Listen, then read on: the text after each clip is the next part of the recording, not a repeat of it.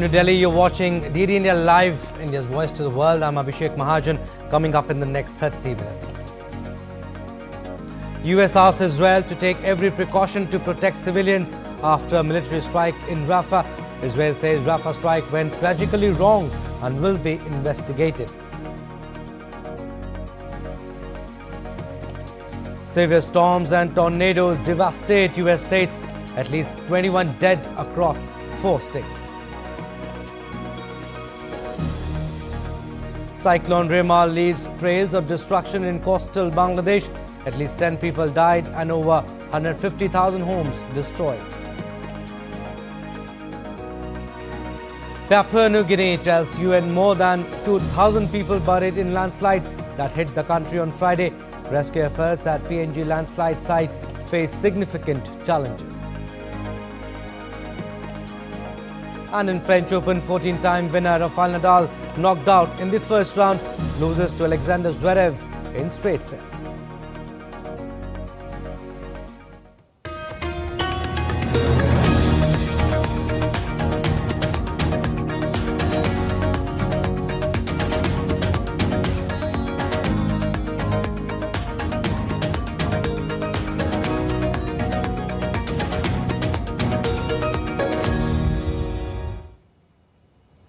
Calling the incident a tragic mishap, Israeli Prime Minister Benjamin Netanyahu said that the airstrike in the southern Gaza city of Rafah was not intended to cause civilian casualties and would be investigated. Netanyahu also reiterated his commitment to bring back all Israeli hostages taken by Hamas on October 7 attack. In Rafah, we already evacuated about 1 million non-combatants residents, and despite our utmost effort not to harm non-combatants, something unfortunately went tragically wrong. We are investigating the incident and will reach conclusions because this is our policy. On the new challenge. And Yemen's Iran-backed Houthis said on Monday they launched attacks on 3 ships in the Indian Ocean and the Red Sea and 2 US destroyers in the Red Sea. The group said the ships were the Larigo Desert and the MSC Meshela in the Indian Ocean and the Minerva Lisa in the Red Sea. The Houthis military spokesperson Yahya Sari said the group had used missiles against the ships and drones against the US destroyers. The drone air force carried out 2 qualitative operations that targeted 2 American destroyers in the Red Sea. The operations achieved their objectives successfully.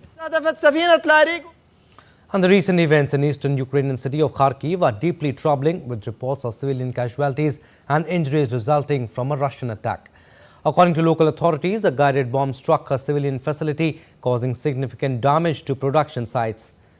Alla Kovalenko, the director of a biscuit factory targeted in the attack, conveyed a sense of resilience, emphasizing that despite the horrors inflicted by ongoing bombardments, the people of Kharkiv refuse to be intimidated or driven away.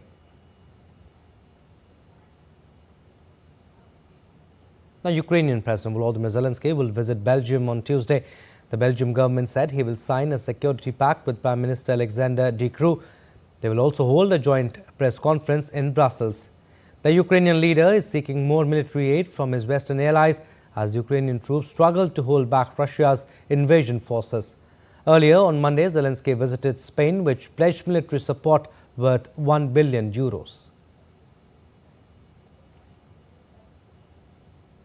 Now, Ukrainian President Volodymyr Zelensky said Russian forces have attacked Ukraine with around 3,200 guided aerial bombs in May. Russia uses over 3,000 guided aerial bombs against people per month. We think it could be 3,500 next month, 3,200 this month.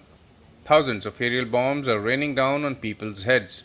With whatever weapons and with whatever level of training or protection, no one is capable to endure it. And Russia will build a small nuclear power plant in Uzbekistan, the first such project in post-Soviet Central Asia. Uzbek President Shavkat Mirziyoyev said on Monday at a meeting with visiting Russian President Vladimir Putin. Putin said Russia would put $400 million into a joint investment fund of $500 million to finance projects in Uzbekistan. Mirziyoyev also said Tashkent was interested in buying more oil and gas from Russia, a reversal of decades-long practice where Moscow imported hydrocarbons from Central Asia. According to Kremlin, Russian state nuclear firm Rosatom will build up to 6 nuclear reactors with a capacity of 55 megawatts each in Uzbekistan, a much smaller scale project than the 2.4 gigawatts one agreed in 2018, which remains to be finalized.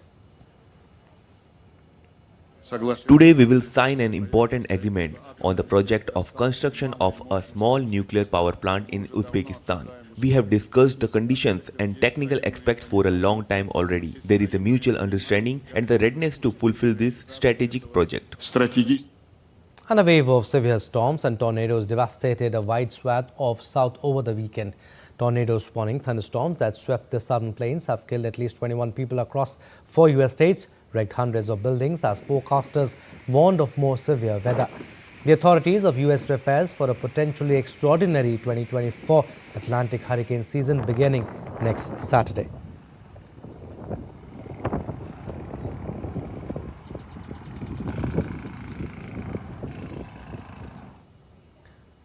Now, Papua New Guinea tells UN more than 2,000 people buried in landslide that occurred on Friday. Rescuers are battling in the face of adverse weather conditions and the risk of further landslides. Authorities say if the region experiences any more rainfall in the near future, it could lead to an unprecedented disaster. Several rescue efforts are still underway to dig out possible survivors buried under the rubble of a massive landslide.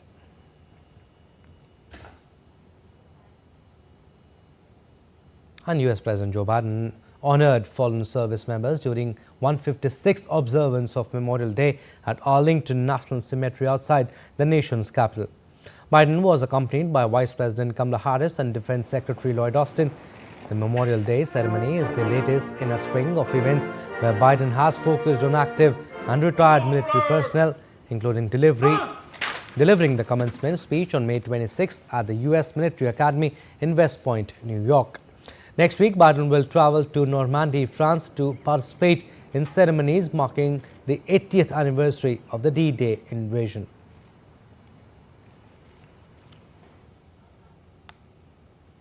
And former U.S. President Donald Trump is due in a New York courtroom again on Tuesday for what may be the final week of a trial in which he is accused of falsifying business records to cover up a hush money payment to a porn star. It's time for the lawyers to give their final arguments before the jury that will have to decide on a verdict, guilty or not. Need India's Caroline Malone reports.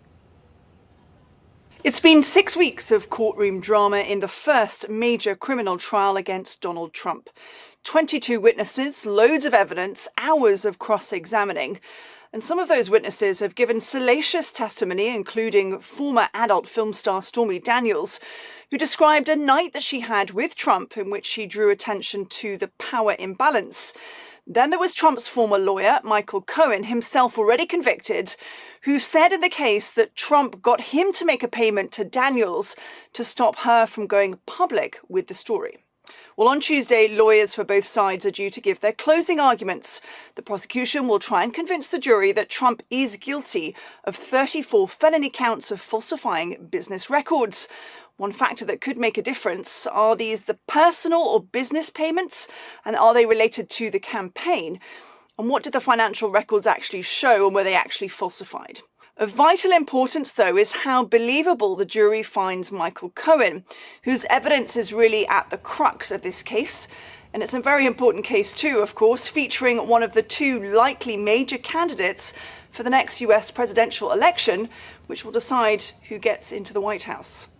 Caroline Malone, Washington, for DD India. And French President Emmanuel Macron urged Europeans to defend themselves better against enemies, not just rely on the US. Macron visited Dresden as part of his 3-day official visit to Germany. He also called for the EU budget to be doubled for necessary investments after the upcoming European elections, but left the exact funding open. Macron added that Europeans need to define more clearly who the enemies are and how they can protect themselves against them. Everything that makes a more independent, more sovereign Europe. A Europe that can defend itself and stand up for itself. A Europe that can survive in the face of all threats. This is what we must build now. This is the possible Europe of peace and common security.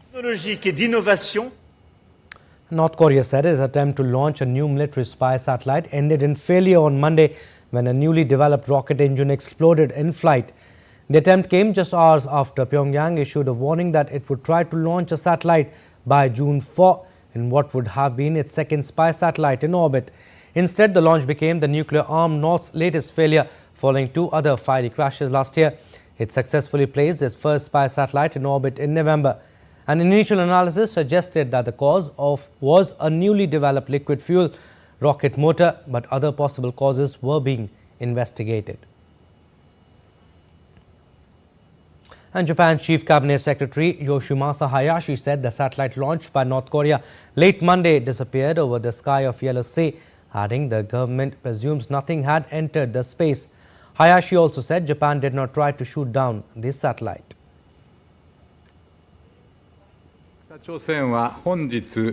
North Korea today from the northwest region of Dongcheon-ri launched what they intended to be satellite using ballistic missile technology, but it disappeared in the sky over the Yellow Sea, and we assume no object has entered space.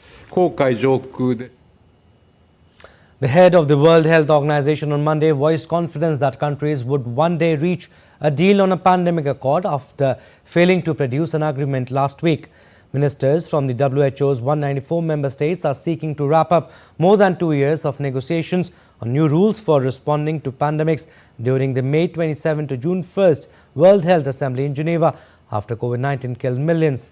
Negotiators failed to produce a draft deal on Friday for formal approval by the Assembly this week. Negotiations are still ongoing for an update to existing health rules on outbreaks, and negotiators say that a deal is close. During this session, WHO member states decided not to invite Taiwan to the organization's annual assembly after China appealed for it to remain sidelined. Taiwan is excluded from most international organizations because of objections by China. Of course, we all wish that we had been able to reach a consensus on the agreement in time for this held assembly and cross the finish line. But I remain confident that you still will, because where there is a will, there is a way. I know that there remains among you a common will to get this done. Now let's take a look at other stories making news around the world. Argentine authorities found the body of a 19-year-old German citizen who went missing while trekking in western Argentina. Julia Horn's body was discovered during a helicopter search in the Tres Marias Hill. Authorities said despite various ground efforts, experts were able to locate her body on Monday due to the favorable weather conditions. Egypt's first eco-friendly electric taxi started its services in new administrative capital near Cairo. Initiated by the Ministry of Transport and owned by its affiliated company, the project has launched 10 taxis with plans to roll out a total of 145 electric taxis in subsequent phases.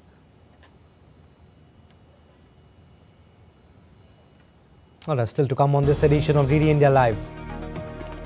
Cyclone Remal leaves trails of destruction in coastal Bangladesh. At least 10 people died and over 150,000 homes destroyed.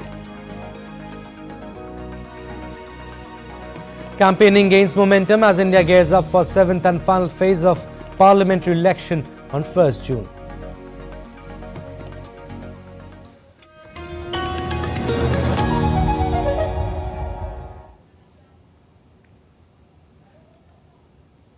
Aspirational world. Stories of challenges, struggles and accomplishment. A world battling conflict, hunger and poverty. Embracing growth, development, science and technology. A voice of progress, a voice of unity. Watch Voice of the Global South with me, Akshay Dongre, only on DD India.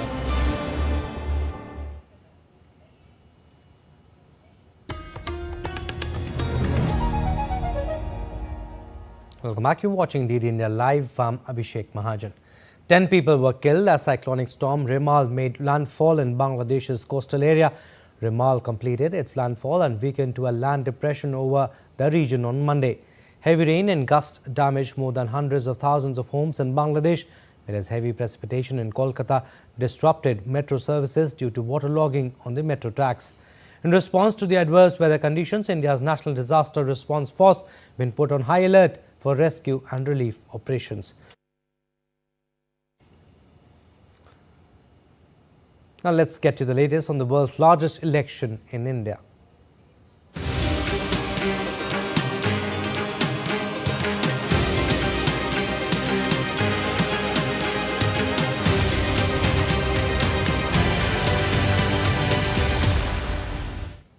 Now, 57 constituencies across 8 states and union territories will vote on 1st June in the 7th and last phase of India's parliamentary election.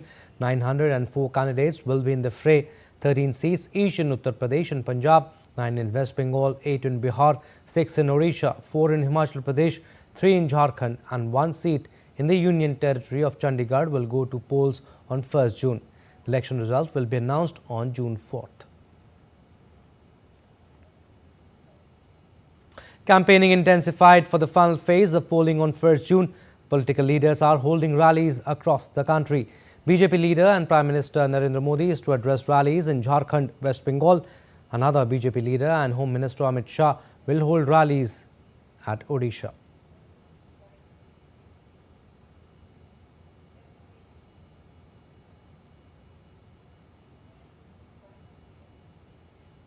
While BJP President JP Nadda will visit Himachal Pradesh, where he will hold a convention and meet locals in Shimla.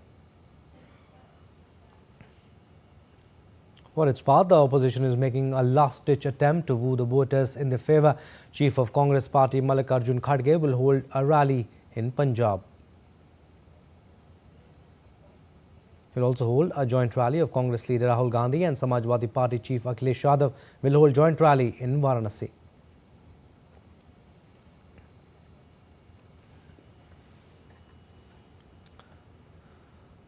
Now, Kolkata is often called the cultural centre of India. It is set to vote in the final phase of general elections. West Bengal has 42 seats in parliament. Learn more about the city and what's at stake in these elections. DD India's Shubhendu Ghosh reports.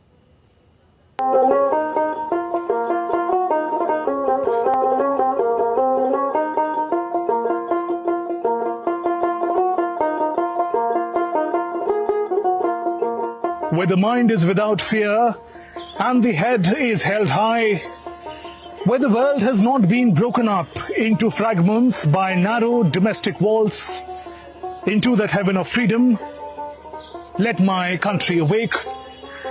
Gurudev Rabindranath Tagore in Gitanjali presents a vision of free and aspirational India, a vision that the nation must engage with as it votes in the world's largest democratic elections.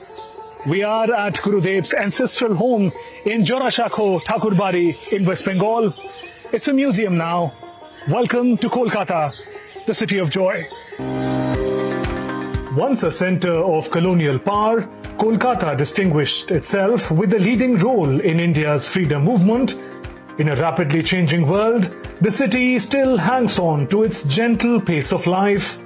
Today, Kolkata is an important hub of trade and commerce, and also art and intellectual pursuits. Breathtaking variety of sweets, from the humble Rasgulla to the heavenly Sandesh, have carried the sweetness of Bengali culture to farthest corners of the nation and the world. West Bengal has 42 seats in parliament and is voting across all 7 phases of the elections. নির্বাচনের তো অবশ্যই প্রয়োজনীয়তা রয়েছে, ভোটের প্রয়োজন রয়েছে, আর গণতন্ত্র এটা প্রায় 130 কোটির দেশ। গণতন্ত্রকে বাঁচিয়ে রাখার জন্য মানে মানুষের ইচ অ্যান্ড এভরি পিপল মানে যারা ভোটার তাদের অপিনিয়নটা খুব দরকার। আমাদের মনোমতো লোক আসুক, যাকে আমরা সুযোগ্য মনে করি, এটা তো আমাদের এক্সপেকটেশন এবং আমরা চাইছি সেটা, যিনি আসবেন মানুষের জন্য কাজ করবেন। Mamata Banerjee's Trinamool Congress has dominated the political landscape of Bengal after uprooting the left rule over a decade ago. But under leadership of Prime Minister Modi, BJP has made steady inroads into Bengal, especially in national politics. For the Congress and the left, it is a battle for survival. While Bengal is often referred to as the sweetest part of India, it may not be true for its political culture. Political violence has been normalized here. Many lives have been lost and destroyed in the game of power.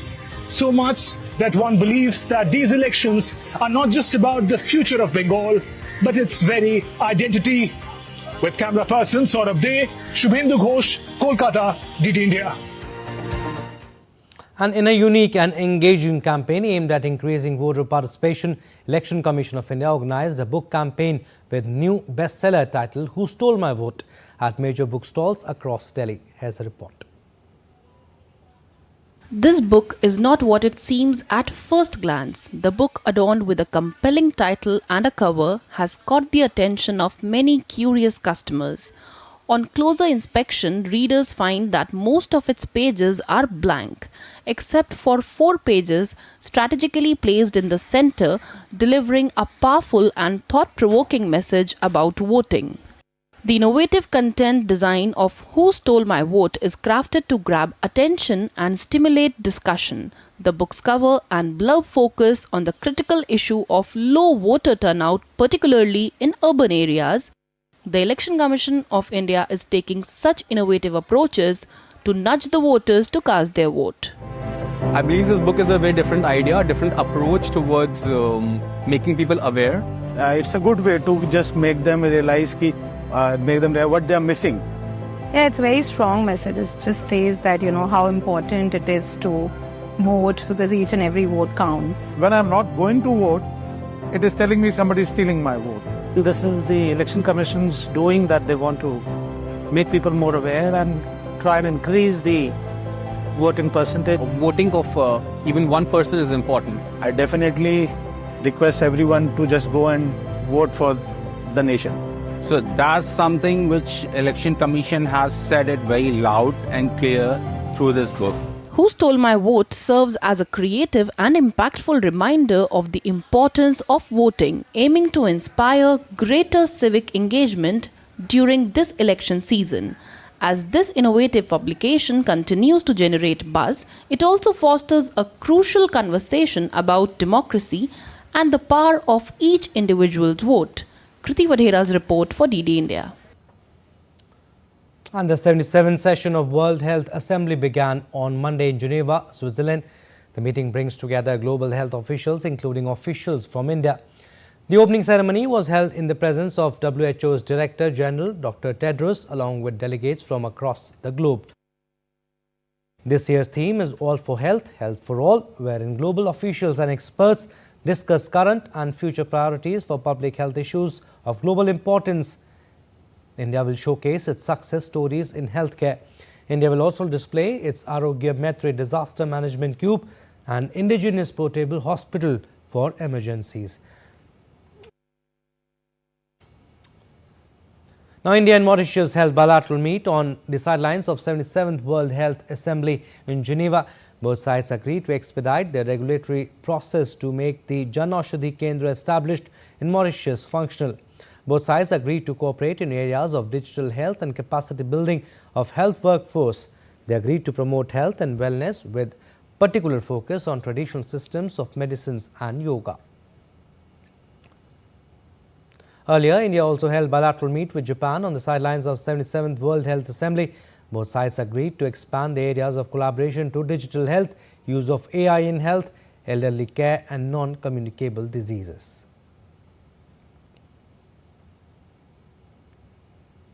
Now, India's Union Health Secretary Apurva Chandra chaired a high-level meeting on advancing health and well-being of billions in WHO Southeast Asia region in Geneva. The meeting was aimed to strategize joint actions by member states, WHO and partners in addressing key public health agendas in Southeast Asia.